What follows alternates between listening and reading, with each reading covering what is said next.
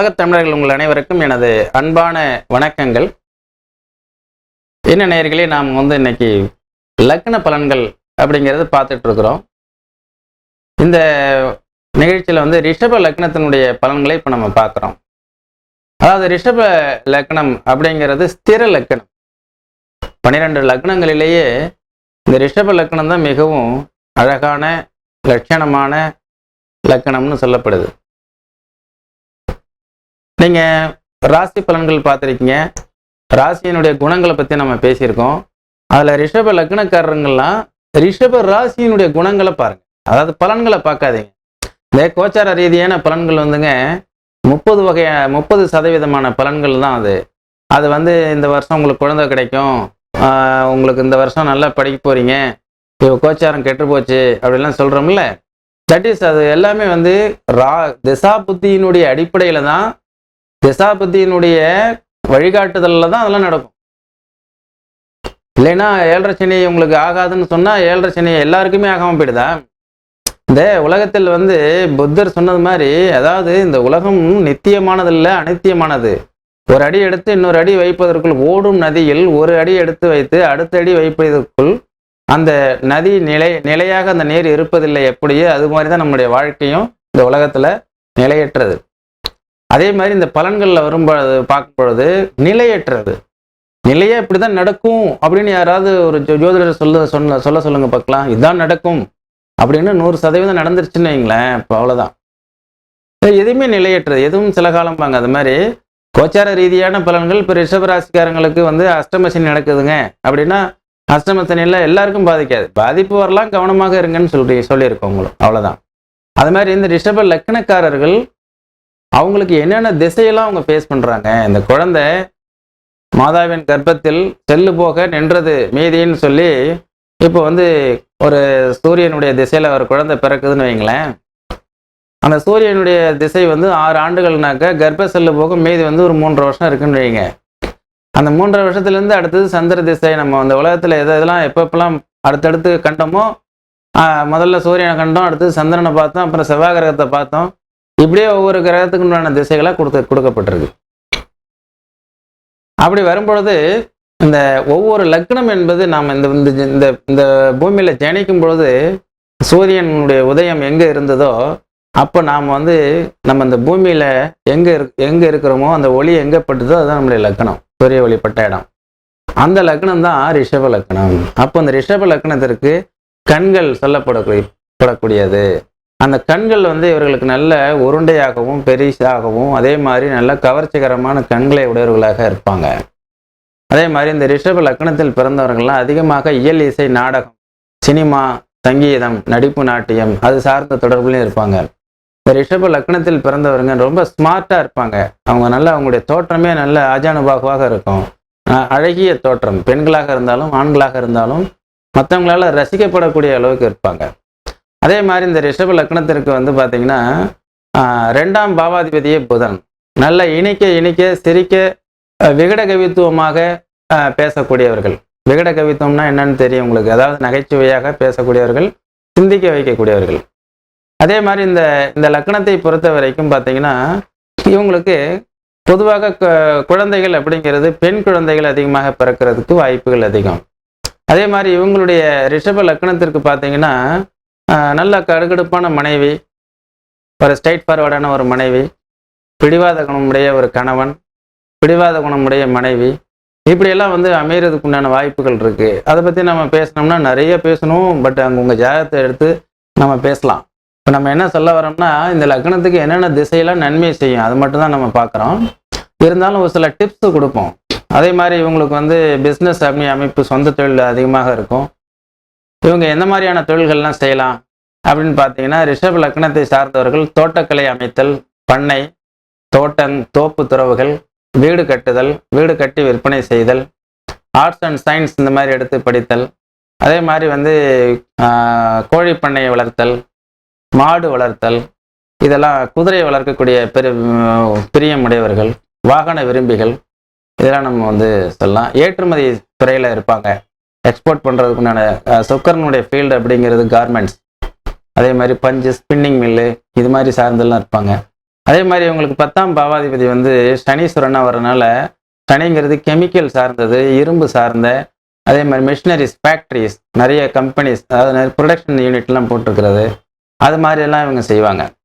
அதுக்கு அடுத்தது பார்த்தீங்கன்னா, முட்டை, அழுகி போகக்கூடிய பொருட்கள், இரும்பு சார்ந்த அனைத்து துறைகள், லாஜிஸ்டிக், சரக்குகளை ஏற்றி செல்லக்கூடிய, வரக்கூடிய இது மாதிரியான துறைகள், வீடு கட்டுமான பொருட்கள் விற்பனை செய்யக்கூடிய கடைகள், சிமெண்ட் குடோன், இப்படிலாம் நம்ம நிறைய சொல்லிக்கிட்டே போகலாங்க. இதெல்லாம் நம்ம வந்து ஜாதகம் பார்க்கும் பொழுது அதுக்கு என்ன தொழிலில் நீங்கள் இருக்கீங்களோ அந்த தொழிலுக்கு இந்த கிரகங்கள்லாம் சப்போர்ட் பண்ணக்கூடிய திசை நடக்குதான்னு பார்த்து, அப்படி சப்போர்ட் இல்லைன்னா அந்த அந்த கிரகத்துக்கு தகுந்த மாதிரி நம்முடைய தொழிலை மாற்றுற மாதிரி இருக்கும். ஏன்னா ஒரு தொழில் என்பது நம்ம லக்னத்தை வைத்தும், அதே மாதிரி 10ஆம் பாவகத்தை வைத்தும், ராசியை வைத்தும் செயல்படும். சரிங்க. அடுத்தது பார்த்தீங்கன்னா, இவங்களுக்கு நோய்த்தன்மைகள், வயிற்று உபாதைகள், அடி வயிற்று உபாதைகள்லாம் ஏற்படுறதுக்குண்டான சான்ஸ் நிறைய அவங்களுக்கு உண்டு. மேக்ஸிமம் வந்து சொந்த தொழில் செய்யக்கூடியவங்களா இருப்பாங்க. அதே மாதிரி படித்தவங்களா இருந்தனா ஹார்ட்வேர் இன்ஜினியரிங், அதே மாதிரி எலக்ட்ரானிக்ஸ், எலக்ட்ரிக்கல் சார்ந்த இன்ஜினியரிங், அப்புறம் சிவில் இன்ஜினியரிங், அது சார்ந்ததெல்லாம் இவங்க நிறைய படிக்கலாம். கப்பல் துறைமுகம் சார்ந்த படிப்பு, மரைன் சம்மந்தப்பட்ட படிப்பு, இதெல்லாம் நிறைய படிக்கலாம். அந்த படிப்பு சம்மந்தப்பட்ட விஷயங்களில் அதை நம்ம ஒரு எபிசோடில் சொல்லியிருக்கிறோம். சரிங்களா? இப்போது ரிஷப லக்னத்திற்கு நல்ல யோகமான திசை அப்படின்னு நம்ம எதை பார்ப்போம்? இப்போ சூரிய திசை வருதுன்னு வைங்களேன், அந்த திசை வந்து இவருக்கு 4ஆம் பாவாதிபதியினுடைய திசை. சூரிய திசை வந்து இவங்களுக்கு ஒரு பெரிய கெடுபலன்களை தெரிவிக்கிறதுக்கு வாய்ப்புகள் இல்லை. அதே மாதிரி 3 கூடையவனுடைய சந்திரனுடைய திசை, ஸ்திர லக்கணத்திற்கு 3 கூடையவன் வந்து அவ்வளவு சிறப்பான திசை என்று நம்ம சொல்ல முடியாது. இப்போ சூரிய திசை கூட ஓரளவுக்கு அவங்க ஸ்டேட்டஸை இம்ப்ரூவ்மெண்ட் பண்ணி கொடுக்கும், இடம், வீடு, வாகனம் இதெல்லாம் ஏற்படுத்தி கொடுக்கும். அதே மாதிரி அந்த சூரியனுடைய திசையில் வந்து அவங்க வாகனம் வாங்குவாங்க, கால்நடைகள் வாங்குவாங்க, அதே மாதிரி பண்ணை நிலங்கள் வாங்குவாங்க, தோப்பு துறவுகள் வாங்குறதுக்குனான வாய்ப்புகள் இருக்குது. சந்திர திசைங்கிறது நேர் ஆப்போசிட். அப்படியே தாயாருடைய உடல்நலம், அது அதே மாதிரி வந்து வாகனம், வீடு, காலி இடங்கள், அது சார்ந்தது சேதாரமாகும், லாஸ், அதுக்கெல்லாம் வந்து நஷ்டம், விரயம். அதனால தான் அந்த திசை வந்து அவ்வளோ சிறப்பான திசை கிடையாது. ஒரு 10 வருஷம் அந்த திசை, ரிஷப லக்னத்திற்கு 10 இயர்ஸ்.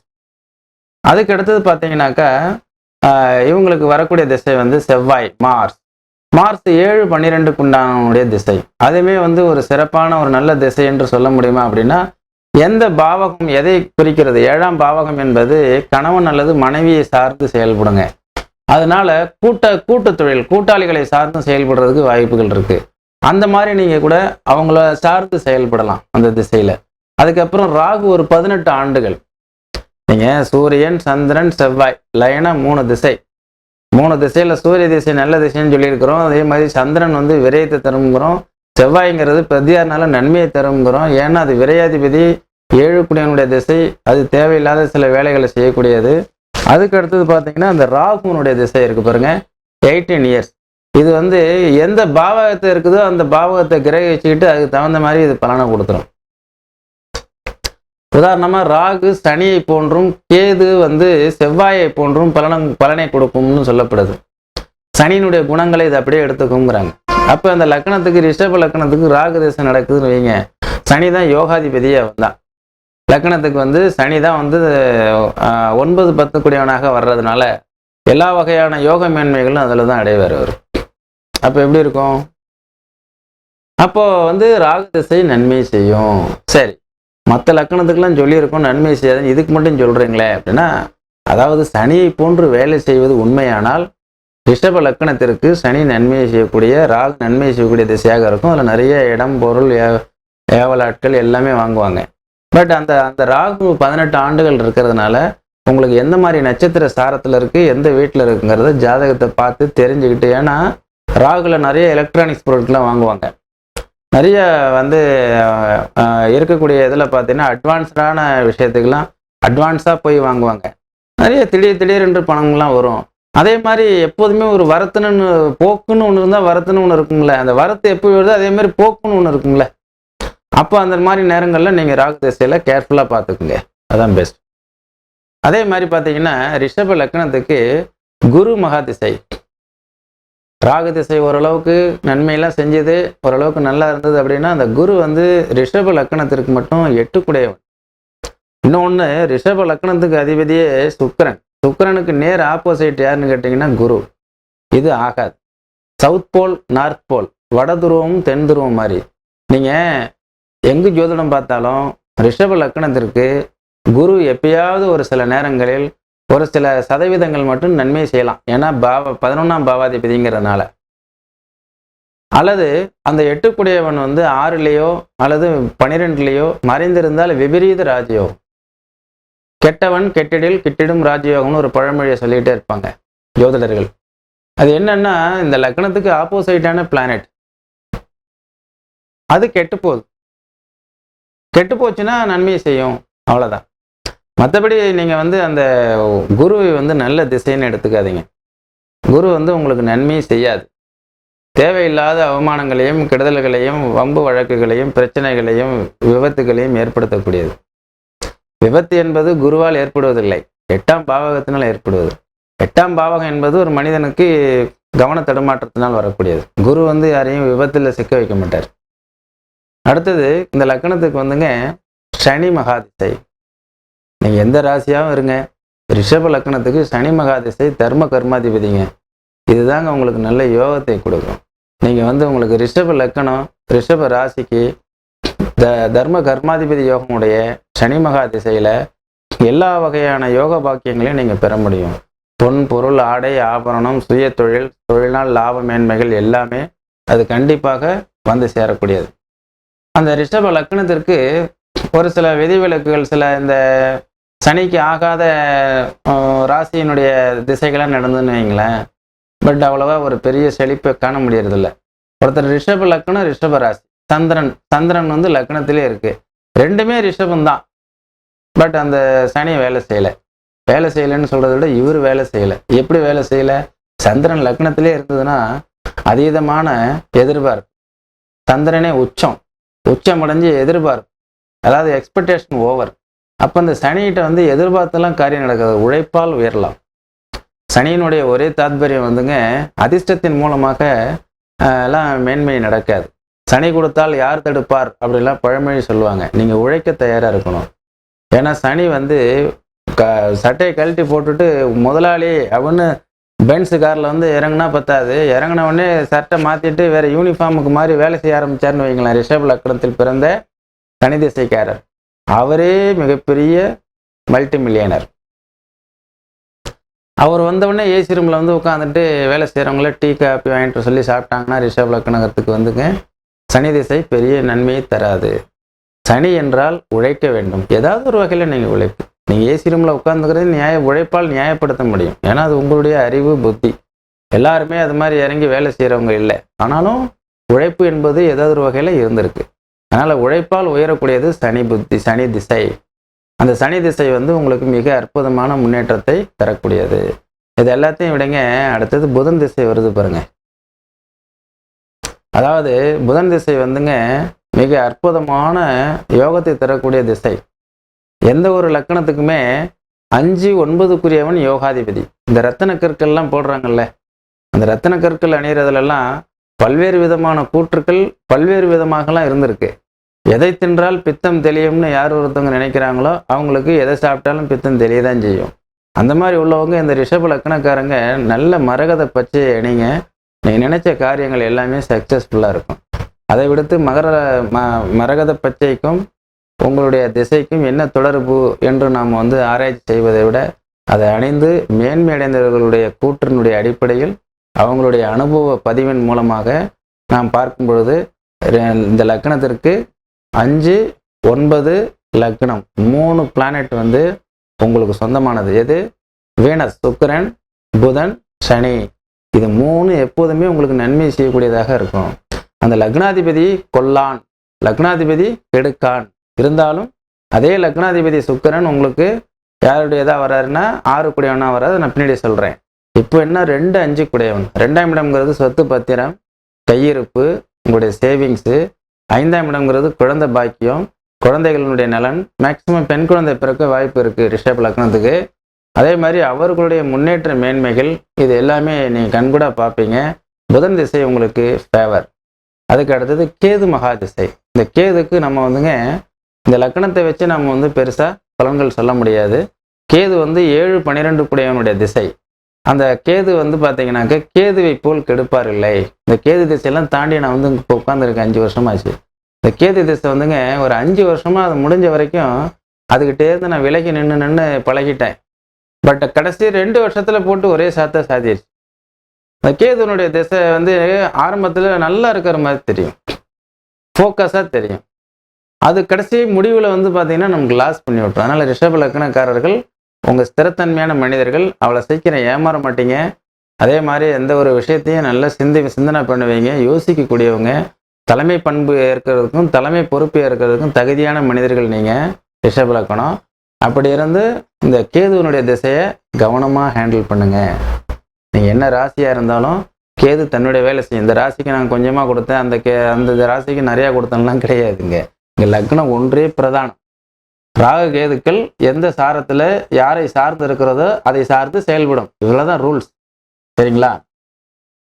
அதே மாதிரி பார்த்தீங்கன்னா அதுக்கு அடுத்த திசை பார்த்தீங்கன்னா உங்களுக்கு வீனஸ், சுக்கிரனுடைய திசை. இந்த சுக்கிர திசை வந்துங்க லக்னாதிபதி. பொதுவாக சுக்கிர திசை வந்தால் அவனுக்கு என்னப்பா சுக்கிர திசை நல்லா இருக்கு என்ன சொல்கிறாங்க, எனக்கு சுக்கிர திசை நன்மையே செய்யலையே சார் அப்படின்னா என்னன்னு எனக்கு உணரவே இல்லையேங்கிறாங்க. அதாவது 9 கோள்கள் வந்து ஒரு மனிதனை பங்கிட்டு இயக்குறதாக நமக்கு வந்து ஆய்வு சோதர சாஸ்திரம் சொல்கிறது அதுதான். அதாவது ஒரு மனிதனுடைய சூரியன்னாக்க தகப்பன், சந்திரன்னா தாய், சூரியன்னா நிர்வாகம், சந்திரன்னா வந்து நம்மளுடைய செயல்பாடு, செவ்வாய்னா நம்மளுடைய தைரியம், வீரியம், சகோதரன், இப்படி வந்து உங்களுக்கு குருன்னா வந்து உங்களுக்கு வழிகாட்டிய ஆசிரியர், சனினாக வந்து நம்முடைய மரணம், துக்கம், குரு அப்படின்னா வெளிச்சம், நமக்கு பாடம் சொல்லி கொடுக்குறவர், புதன்னா நமக்கு அறிவு, புத்தியை தரக்கூடியது, பள்ளி படிப்பை சொல்றது.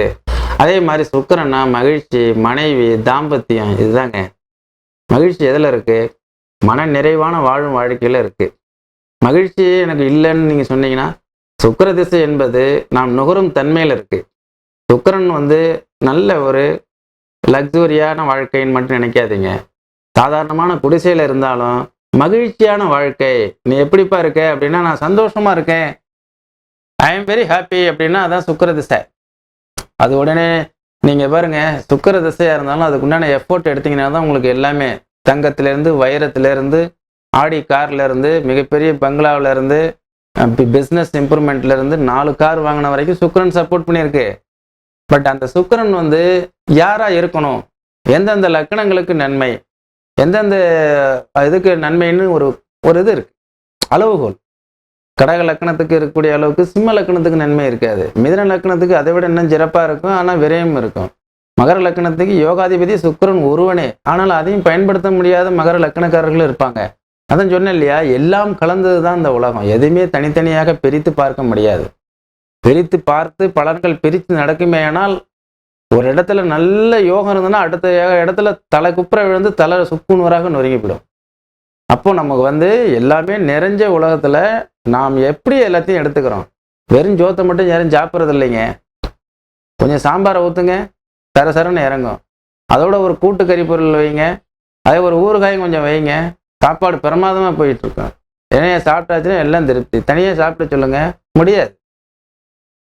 அது மாதிரி தான் இந்த சுக்கிர திசை என்பது சிறு வயதில் வரும்பொழுது நன்மையை பயக்காது. சின்ன வயசுல சுக்கிர திசை வந்து நமக்கு எப்படி நன்மை செய்யும். அதே சுக்கிரன் வந்து ஒரு நடுத்தர வர்க்கம் 20 to 40, இன்னும் 40 to 60 பெட்டர். ஆக ரிஷப லக்னத்திற்கு லக்னாதிபதியாகிய சுக்கிரன் கடனை தருவான். ஏனென்றால் அவன் நல்ல வீட்டையும் காரையும் வாங்க வேண்டுமேனால் இன்றைய காலத்தில் கடன் வாங்கி தான் வாங்க முடியும். அப்ப ரிஷப லக்னக்காரர்கள் கடன் மூலமாக இடம், வீடு, வாகனம், லக்ஸூரியான வாழ்க்கை, இன்னைக்கு எல்லாரும் கடன் கொடுக்கறதுக்கு தயாராக இருக்கிறாங்க. நகை வாங்கணுமா, கடன் வாங்கலாம். கடன் மூலமாக தான் நகை வாங்க முடியும்.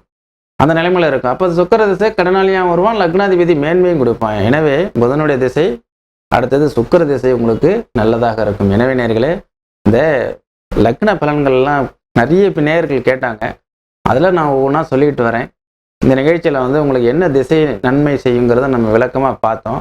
இனி வேற ஒரு நிகழ்ச்சியில் வந்து இந்த ரிஷப லக்னக்காரர்கள் அவங்களுடைய குணங்களை பெருசாக தெரிஞ்சுக்கணும்னா என்னுடைய முந்தைய எபிசோடுகளில் ரிஷப ராசிக்காரர்களுடைய குணங்களெல்லாம் ஓவரலாக பார்த்தீங்கன்னா அதுவும் நீங்களும் ஒன்றா இருப்பீங்க.